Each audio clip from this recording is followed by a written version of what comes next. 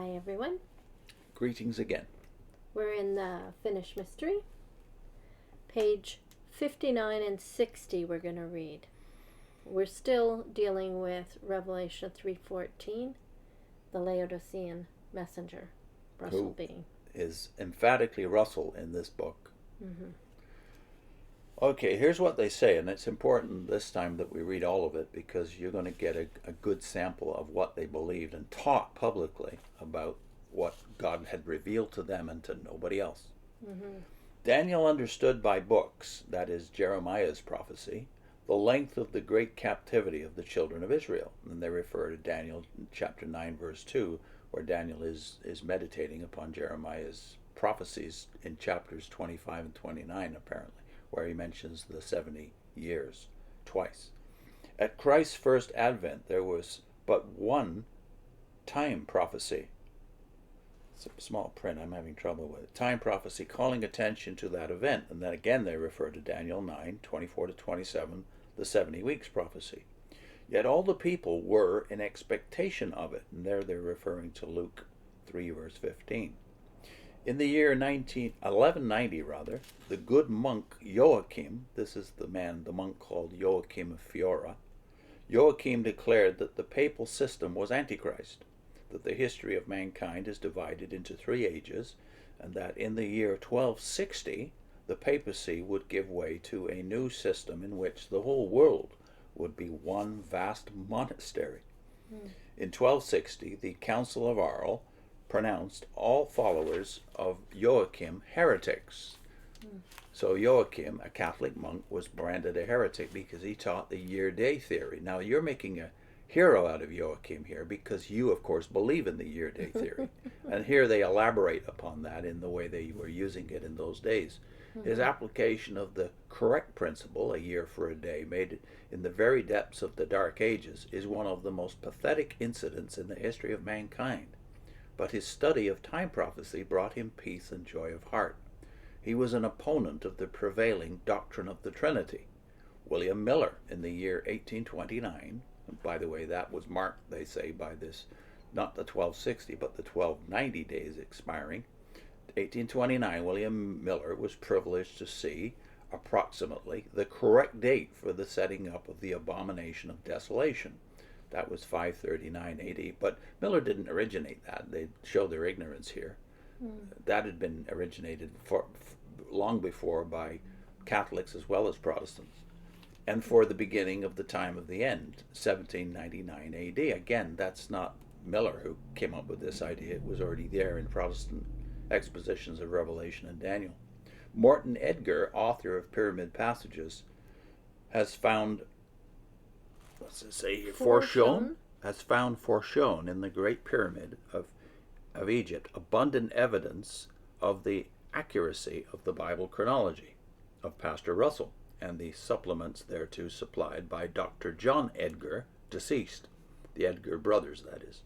These findings are set forth in his work, Pyramid Passages, Volume 2, of which we recommend, what's that say? Sections numbered in the following table. For convenience, we give the citations to Pastor Russell's works in which the same items are discussed. The pyramid is still there, and the measurements can be made by anybody. Pastor Russell's chronology was written before he ever saw the pyramid. And then in the next paragraph, the first line says, the chronology as it appears in the studies of the scriptures is accurate. Which now, they no longer believe. Here's the table. It's kind of hard to see that. On this page, if you go to it, page 60 in the Finished Mystery, go to that chart and see how many of the dates the Watchtowerr says today. So they divided into holds today. Date foreshown, event, Pastor Russell's works, and sections of Pyramid Passages. Now, how much of this has been retained? They insist here that this chronological picture, as it appears in the studies of the scriptures, is accurate, and they've scrapped a good 3/4 of it. Yeah. All the dates referring to creation are out by at least 100 years. The only dates that are the same are the dates around Jesus' life, his birth, his baptism, his death, and the supposed expiry of the 70 weeks, 36 AD. They've kept all of that as far as I can tell. But all the other stuff since then has been scrapped as well, except for the date 1914. But in the chart, though, they have, in addition to the ones mentioned already in the paragraph I just read, they have a lot of other stuff that they have no reference to in any other modern literature.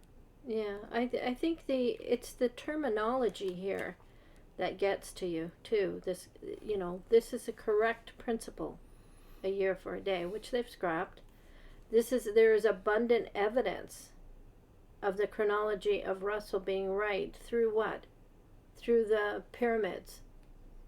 This is crazy stuff. Like, this is your proof that you've set up a bunch of dates and you've matched it with measurements in the pyramid. And then what happens at the end of this period when the dates go by? Well, what did Edgar do? What do the Edgars do? And what does Russell do? They change the measurements. Yeah, instead of scrapping the whole system and the whole concept, they changed the measurements. Yeah, there was no apology. And that's the tendency that you realize is still with them today. That although they don't acknowledge any of this, the very fact that we didn't know about it as witnesses. And it comes out in one place in the Proclaimer's book, later in the book.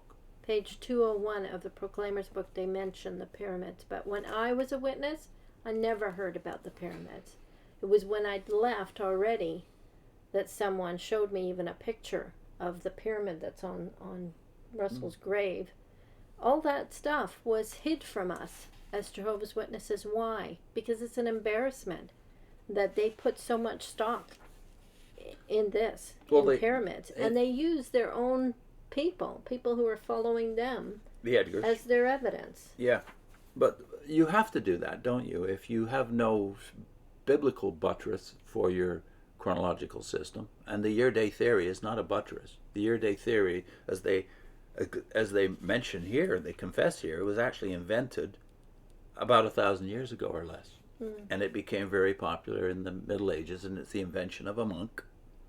Do you even acknowledge that today? Because you're still hanging on to the last thread of this system, which is two things really that you've actually trashed. You've trashed the year-day system and all of its other measurements that you used, the other 10 or 12 dates that you've held up over the years as being biblically significant. You've trashed the year-day system, and you've also trashed the type-antitype thing.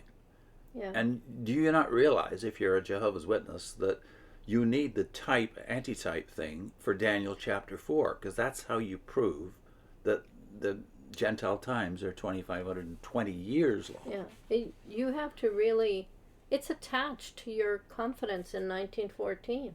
Yeah. And yet they're keeping the 1914, but they're scrapping all these other things without realizing that they're connected. It's all going to come crumbling down, and really, you've already detonated the dynamite under the stones by scrapping the type-antitypes and trashing the year-day system, which didn't happen before you needed to do it. It happened after. When you found out all the dates had gone by, you kind of let the year-day system slide away, except for 1914. Yeah. What's our link?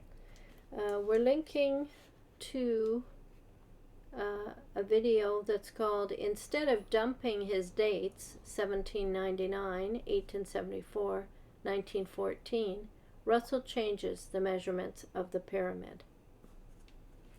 That's based on Edmund Gruss's summary of the early Watchtowerr history. See you next time. Okay.